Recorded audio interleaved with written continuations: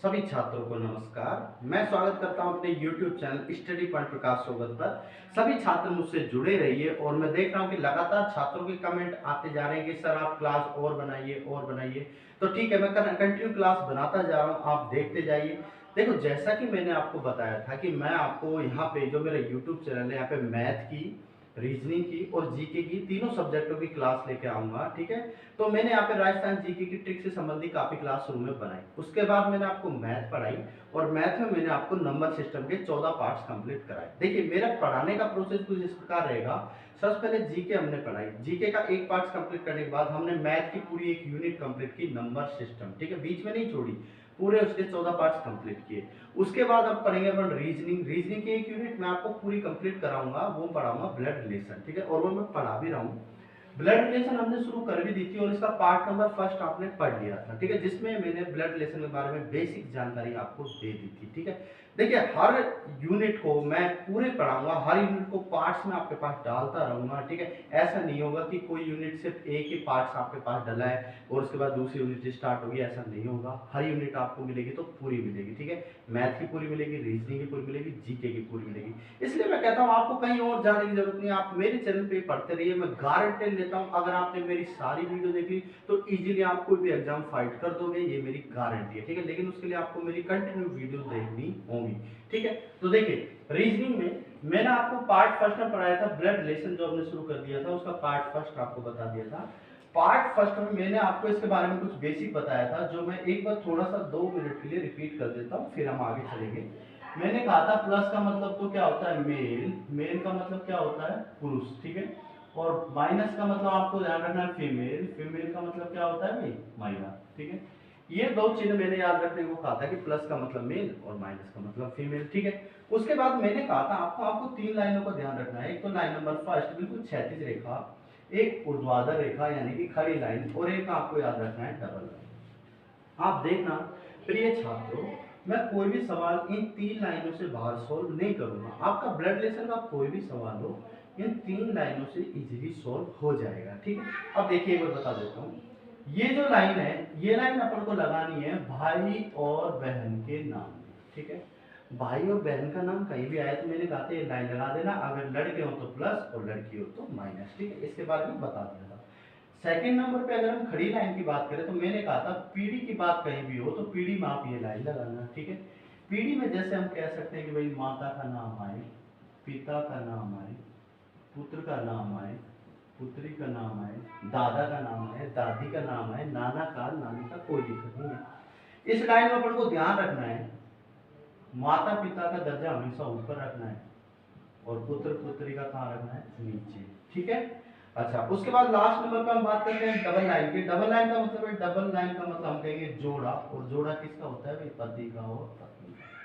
पति और पत्नी का नाम बच्चों कहीं भी आए तो आपको डबल लाइन लगानी है, पति प्लस और पत्नी माइनस। ठीक है, देखिए इन 3 लाइनों को यूज करके हम सवाल सोल्व करेंगे। मैंने इसका टाइप फर्स्ट शुरू करा दिया था, आगे चलते हैं अपन उसमें अच्छे लेवल के सवाल हम सोल्व करते हैं।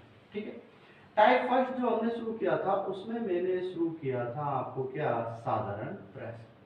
साधारण प्रश्नों के साथ ही मैं आगे चलूंगा, फिर अपन इसमें एग्जाम से रिलेटेड अच्छे लेवल के सवाल लेके आएंगे। ठीक है, एक क्वेश्चन मैं लिखता हूं आपके सामने, जैसे मैंने लिखा पी एम की बहन है। ठीक है, फिर आगे लिखा डी एम का पिता है। ठीक है, फिर मैंने लिखा एच डी की पत्नी है। फिर मैंने लिखा के एच का पिता है। तो हमसे कह रहा है कि के का एम से क्या रिश्ता होगा, ये सवाल हमारे पास है। ए ऑप्शन है बुआ, बी ऑप्शन है पिता, सी ऑप्शन है नाना और डी ऑप्शन है इनमें से कोई। ठीक है, ऐसे।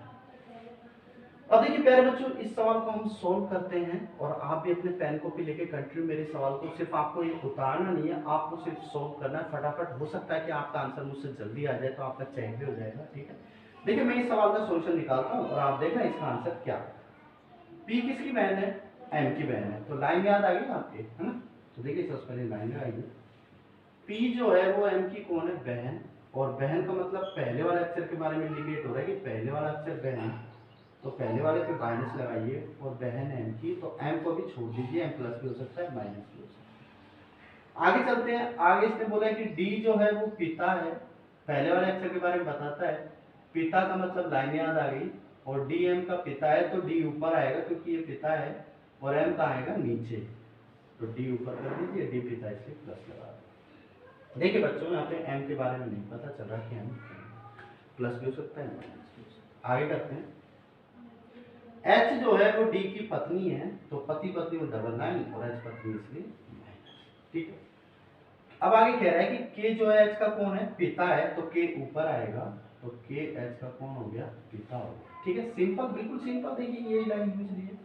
अब वो कह रहा है बताइए के क्या लगेगा। देखिए मैं आपको बताऊं, यहाँ से यहाँ तक जब आप पढ़ो, यहाँ से यहाँ तक जब आप पढ़ोगे तो ये जो पहला नाम है ना, इसी के बारे में इंडिकेट करता है कि ये क्या लगेगा। इसके साथ तो से है, इससे तो बताना है कि एम इसको क्या बोलेगा कि आप मेरे क्या लगते हो, के जी जो ये के है ना, ये आपने के आपका क्या लगता है, मतलब किसका, एम का, यानी कि के को किस नाम से संबोधित करेगा, कौन करेगा, एम। तो यह मेन पर्सन कौन होगा, के, तो के पे लगा क्या लगा लीजिए, सखी, सखी लगा लीजिए, ये मेन पर्सन, किससे बताना है, एम से चलेंगे। एम लड़का लड़की हो हमें कोई फर्क नहीं पड़ता, ये इसका पिता है, ये माता है, और माता का पिता, आपकी माता का पिता आपका क्या लगता है बेटा, क्या लगता है, देखिए ऑप्शन में नाना है, तो नाना को आप ठीक करें। एक बात और मैं आपको बता देता हूँ, देखिए नाना को इंग्लिश में कहते हैं ग्रांड फादर, ग्रांड फादर, और दादा को भी जो इंग्लिश की लैंग्वेज है उसमें ग्रैंड फादर ही कहा जाता है। अगर प्यारे बच्चे यहाँ पे नाना की जगह मैं आपको बताऊं ग्रैंड फादर किस तरह लिखा होता है, क्योंकि कई क्वेश्चन में लिख के देता है आजकल इंग्लिश की लैंग्वेज, तो आपको ग्रैंड फादर को भी क्या मानना है, सही मानना है। अगर इस क्वेश्चन का आंसर दादा आता तो भी ग्रैंड फादर को सही मानेंगे, नाना आता तो भी ग्रैंड फादर को सही। ऐसे बीच बीच में इंग्लिश के वर्ड्सों के रिलेटेड मैं सवाल आपको कराता रहूंगा, बताता भी रहूंगा, ठीक है। अब हम आगे चलते हैं और इसमें आगे और सवाल करते हैं, ठीक है। आपको समझ में आ गया होगा, आपको देखिए कॉपी और पेन लेके जरूर बैठना है, क्योंकि आप सिर्फ मेरी वीडियो ऑडियो करते हो और वीडियो करते हो, अगर आप लिखते नहीं हो, मेरा कहने का मतलब आप सुनते हो और सिर्फ देखते हो, तो मनुष्य के दिमाग में इतनी क्षमता नहीं कि वो हर चीज को अपने दिमाग में फिट कर ले, ठीक है। आपको कॉपी पेन लेके आना पड़ेगा और कुछ लिखने पड़ेगा, ठीक है। अगला क्वेश्चन हम लेते हैं, देखिए ये थोड़ा अच्छे लेवल कर लेते हैं। एम आर की पत्नी है, के टी का भाई है, टी आर का भाई है, तो एम का टी से क्या रिश्ता होगा, ठीक है प्यारे बच्चों। ए ऑप्शन है बहन, बी ऑप्शन है माता, सी ऑप्शन है भाभी, और डी ऑप्शन है इनमें से कोई, ठीक है। ये हमारे पास ऑप्शन, तो हम देखते हैं कि हमारा आंसर क्या आता है, उसके लिए हमको सवाल को सोल्व करना होगा, ठीक है। इसने बोला एम किसकी पत्नी है, आर की पत्नी है, तो देखिए एम जो भी किसकी पत्नी होगी, आर। अब कह रहा है के टी का भाई है, तो के और टी का कोई कनेक्शन नहीं है, तो इस लाइन को भी छोड़ दो। आगे कह रहा है टी आर का भाई है, तो टी को आप आर का भाई ले सकते हो, बिल्कुल ले सकते हो, कोई दिक्कत नहीं है। अब कह रहे हैं टी आर का भाई है, तो ही गया। अब इस लाइन को हम जोड़ सकते हैं के टी का भाई है, तो के भी टी का भाई है। लाइन का तो आपको पता ही है कि अब तो यही लाइन यूज आएगी भाई बहन, ये सब बातें आपको पता चली गई। अब ये कह रहा है ये के है, ठीक है ना, आपको दिख रहा होगा। अब ये कह रहा है बताओ एम क्या लगेगा, मैं फिर कह रहा हूँ ये का वाला क्या लगेगा, किससे बताना है, टी से। एम पे लगा लीजिए सर, किससे बताना है आपको, टी से। तो देखिए टी जो है, टी का ये भाई, और भाई की पत्नी क्या लगती है भाई, भाभी लगती है ना, भाभी लगती है। एक तरह से गांव में ऐसे कहते हैं कि छोटे भाई की पत्नी हो तो वो अपनी क्या लगती है, जैसे भूटे टाइप लगती है, तो ऐसा कुछ नहीं है, अपन उसको भाभी से डिनोट करेंगे यहाँ पे, और भाभी कहेंगे तो यहाँ पे अपन को किस पे टिक करना पड़ेगा, सी पे, और सी आंसर हमारा दे रखा है, ठीक है।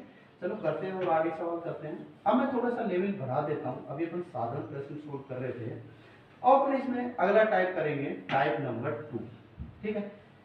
सवालों का लेवल थोड़ा बढ़ा रहा हूँ। और अब हम करेंगे जो और से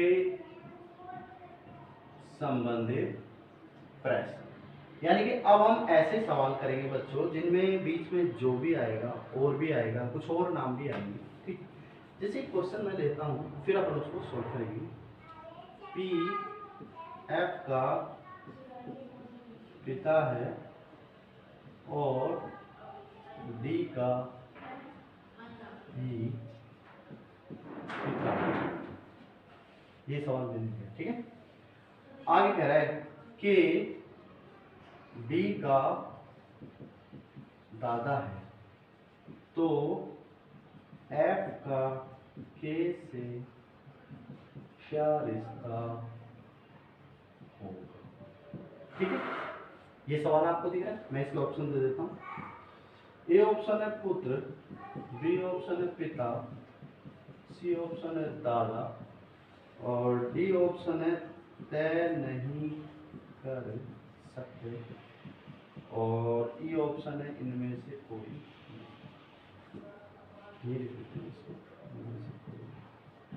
ठीक है, अब देखो